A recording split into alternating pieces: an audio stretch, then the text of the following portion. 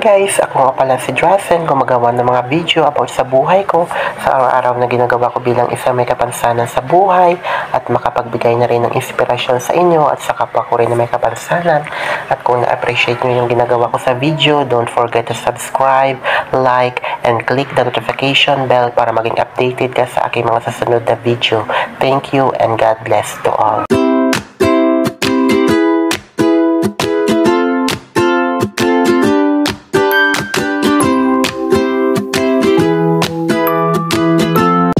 Hi guys! Welcome to my vlog! So for today's video guys, ay magbabiyahe tayo papunta ng BDO o bangko.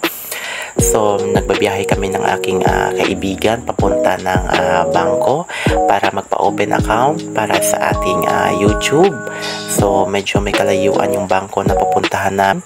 So ayun guys, kahit malayo yung pupuntahan namin na bangko, I hope sana na yun, at least ang mahalaga makapag-open tayo ng account at matapos na yung pag-process natin para sa ating YouTube channel, diba? So yung unang bangko na pinuntahan ko guys, hindi ako napalad na nakapag-open ng account doon kasi ewan ko ba kung na-discriminate ba ako sa bangko na yon kasi sa totoo lang guys, ang daming tinanong sa akin about sa details kung ano yung dahilan ko kung bakit magpa-open account ako.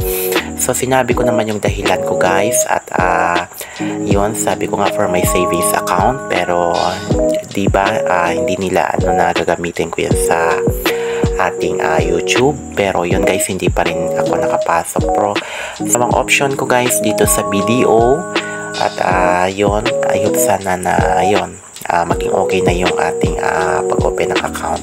So yan guys, nandito na tayo sa BDO at papasok na ako sa opisina ng BDO sa bangko. So yun, tinatulak na ako ng aking driver ng tricycle. So ayan guys, kasama ko yung aking kaibigan at yung kaibigan ko yung taga-video. So ayan guys, naghihintay pa ako kasi merong mas nauna sa akin, although na PWD naman ako at yun nga, kailangan ako yung unahin, pero hinintay ko na lang na matapos yung muna sa akin, diba? Ayan guys, ako na yung sumunod sa sa counter ng pag-open ng account. So yun guys, nag-represent ako ng dalawang 2 valid ID dahil yun ay yung requirement sa pag-open ng account, dalawang valid ID. So yung binigay ko na valid ID guys ay yung national ID at saka yung PWD ID. Yung binalik niya sa akin yung yung PWD ID ko kasi yung yung mayor na naka-sign doon iba na. So yung na-replace ko yung aking kumbaga yung PhilHealth ID ko. So ayun guys, kinakausap na ako ng employee dyan sa ating pag-open na ng account. So ayun guys, taga-video lang yung aking kaibigan. Medyo patago pa yan guys yung pag-video ng kaibigan ko kasi bawal yan sa bangko, diba?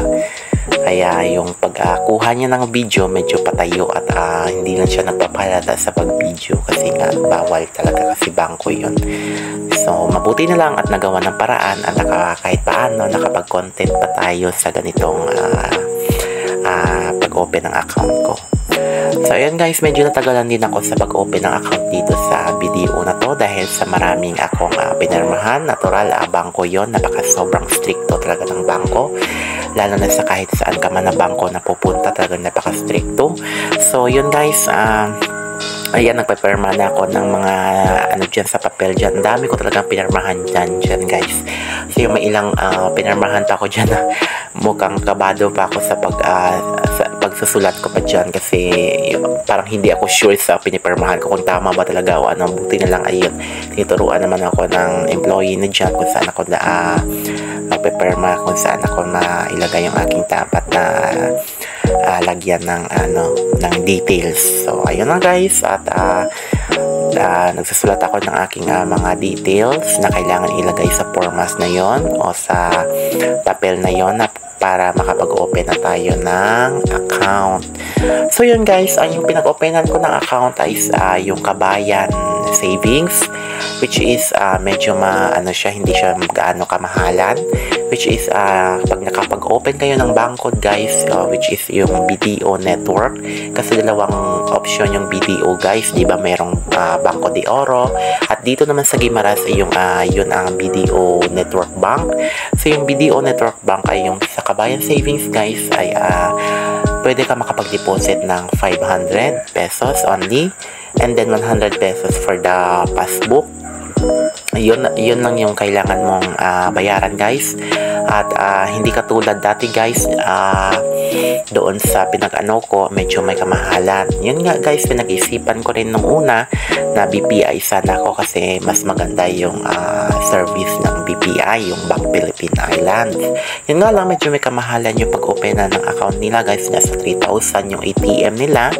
So sabi ko, hindi ko kaya yun, mukhang masyadong ang mahal naman ng pag-open ng account. So nagtry ako dito sa BDO Network Bank, at mabuti na lang guys at pinalad tayo na nakapag-open tayo ng account dito na hindi gaano kamahal, hindi gaano may kumbaga na hindi gaano kamahal yung pag-open na ng account. So dyan guys, nagpa-deposit lang ko ng only 500 pesos at with passbook and the ATM na yan guys, diba? Di tulad sa BPI, ATM lang pero 3,000 yung bayad mo ng at wala pang passbook. So yun guys, natapos din yung aking pag-fill up ng formas na yun sa ating bangko, at nasa labas na kami ng bangko, pauwi na kami guys, pauwi na kami ng bahay. So hindi ako uuwi sa bahay ng aking lola guys, doon ako didiretso sa bahay ng aking mama sa manugang niya, kasi doon pinapasyalan ko yung aking kumagay ang aking mga kapatid doon sa pangalawang pamilya ng aking mama. So yun guys, tulad sinasabi ko, broken family na ako at hiwalay na yung mama at papa ko. So pinapasyalan ko na lang yung aking mga kapatid doon sa pangalawang pamilya ng aking mama. So doon ako magdidiretso guys from the bank, at doon ako muna magsistay ng 3 days, at doon ako nagbakasyon guys. Yung unang pinakita ko sa inyo yung taniman ng suha at saka yung saging. Naalala nyo guys, diba? So ayan guys, nagsasakay kami ng tricycle. So yun, kahit medyo may kamahalan yung pamasahe, pinaghandaan ko talaga dyan guys, na pinag-ipunan ko talaga hanggang sa matapos yung aking kumbaga yung pagpa-process ng aking bank account. At yung sa sunod naman yung aking gagawin ay yung pag-process ng aking TIN ID hanggang sa matapos yung kailangan na i-represent natin sa ating YouTube channel. Although na para kung kailangan ko na, hindi na ako mahirapan pa sa process, kasi mas inuna ko na yung pag-process ng aking bank account at saka yung ating TIN ID. So ayan guys, maraming salamat sa walang sawang pagsusuporta sa aking premiere, sa aking live, at nandyan kayo lagi na nakasupport sa aking always, sa aking channel. So thank you so much talaga guys, especially sa aking team, to all my team, sa aking team BFF Charity, team Bungisngis, team Otop, team Bisdak, sa aking team na katuwang na palaging support sa akin. Although kahit minsan busy man kayo, naintindihan ko yon. So yun guys, at sa aking kaibigan dito sa aking YT World, at sa aking mga ka-viewers, ka-supporters, thank you so much sa walang sawang pagsuporta sa aking channel, and I hope na nandyan kayo lagi para supportahan ako sa aking pangarap guys. At ito ako nakikipagsapalaran sa YT na tinatawag, diba, na hindi pa man tayo gaano kasikat, hindi pa man tayo gaano na kumikita dito, pero masaya ako sa ginagawa ko guys. At least ang mahalaga na i-share ko yung buhay ko dito, na i-share ko yung ano may yung ginagawa ko sa araw-araw na kinakaharap ko sa aking buhay, at nandyan kayo lagi para panoorin yung aking video at supportahan ako sa aking premiere at saka sa aking live. So yun guys, wala akong hihilingin pa kundi ang maging mabuti tayo lagi sa bawat araw na kinakaharap natin, at mag-iingat tayo palagi sa bawat trabaho na kumbaga na pinupuntahan natin. At yun, always pray to God guys, at yun, tunghayan natin yung aking pagbabiyahe at uwi galing ng bangko at thanks God guys at natapos na rin yung aking pag-openan ng bank account at sa wakas na rin guys natapos na rin yung aking pag-process na rin ng TIN ID, although na yun, kahit nagastusan ako ng pera dahil sa aking YouTube channel, pero okay lang yun guys. Alam ko soon or someday, alam ko na may awa yung Diyos na sana na lahat ng effort ko, lahat ng binigay kong oras dito, lahat ng pinaghirapan ko, sana kahit paano may ibalik man lang sa akin. Although na alam natin naman sa sarili natin na kailangan paghirapan muna natin, tiyagaan muna natin at marunong tayo maghintay sa tamang panahon, tamang pagkakataon na kung kailan ibigay sa atin ni Lord yung tamang blessings sa lahat ng pinaghirapan natin, lahat ng pinagpuyatan natin, diba guys? So, hihintayin natin yun hanggang sa maibigay na sa atin ni Lord. So yun guys, tunghayan na natin yung pagbibiyahe ko pa uwi galing sa bangko. So hanggang dito na lang guys yung aking pagsasalita. So maraming salamat ulit sa walang sawang pag-support sa aking channel at yun, maingat tayo lagi. God bless always sa atin lahat hanggang sa ulitin sa aking pag-vlog at sa aking pagpipremiere. So yun guys, maraming salamat. God bless always sa atin lahat at mag-ingat tayo palagi. Thank you so much everyone.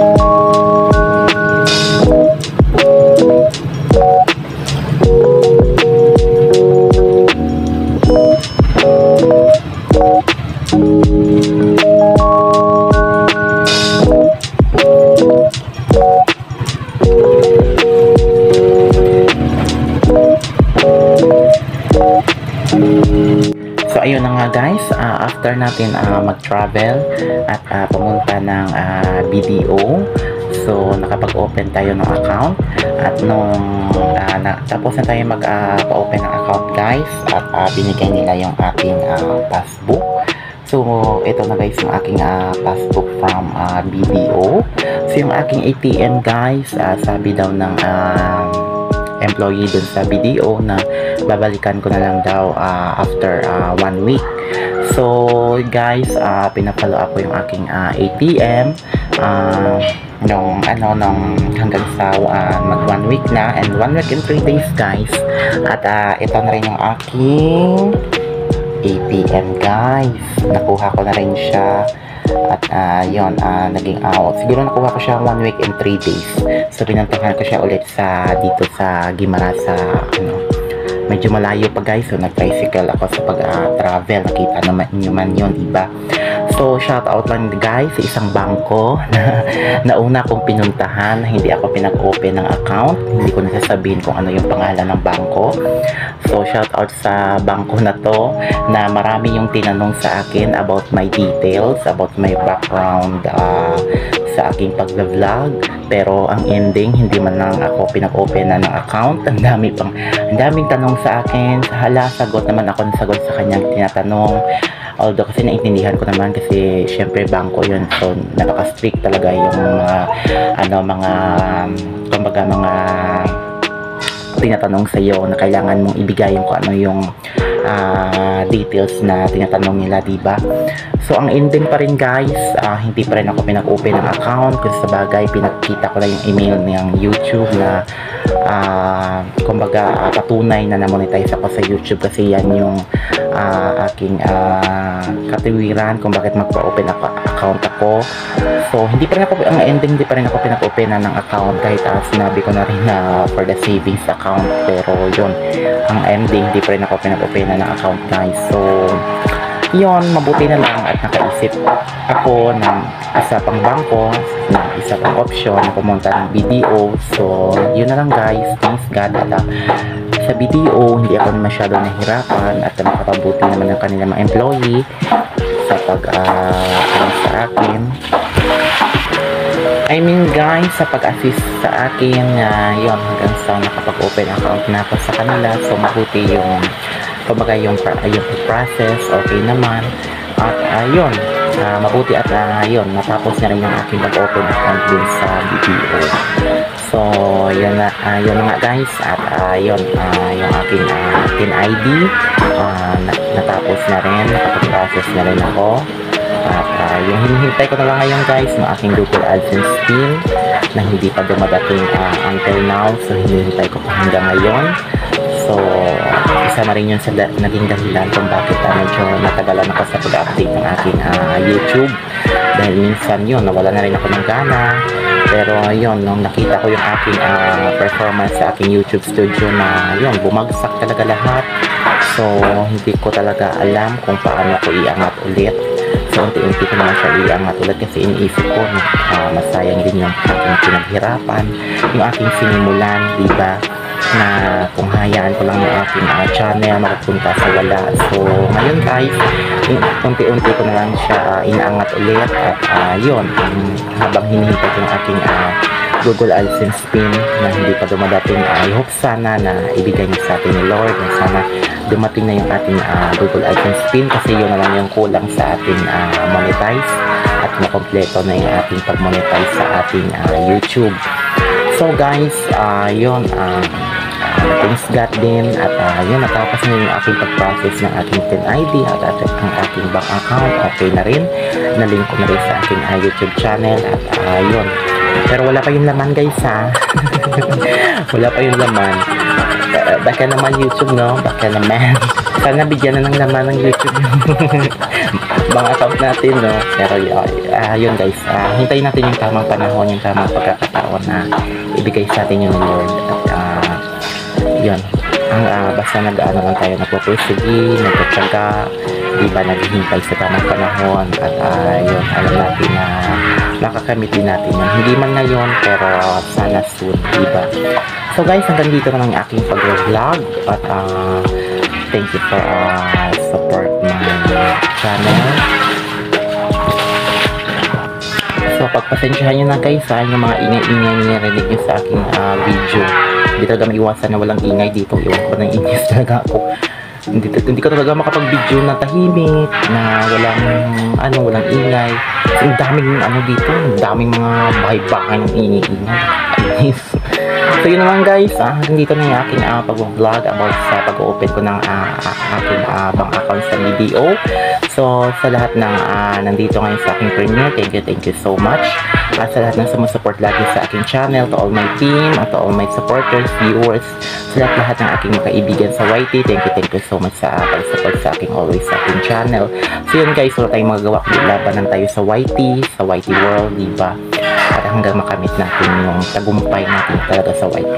Kumbaga tayo nag-uumpisa pa lang tayo, di tulad ng mga ibang vlogger na sikat na at saka kumikita na rin talaga na as in a buwan-buwan. So tayo, nahihirapan man pero nagsisyaba pa rin tayo na sana makamit din natin yung katulad ng nakamit nila, diba? So yun guys, walang imposible para basta always pray to God lang talaga. So yun, hanggang dito lang guys yung aking pag-video sa aking pag-vlog, sa aking pag-open ng aking bank account. So God bless always sa atin lahat guys, mag-ingat tayo palagi, and thank you so much to all my supporters.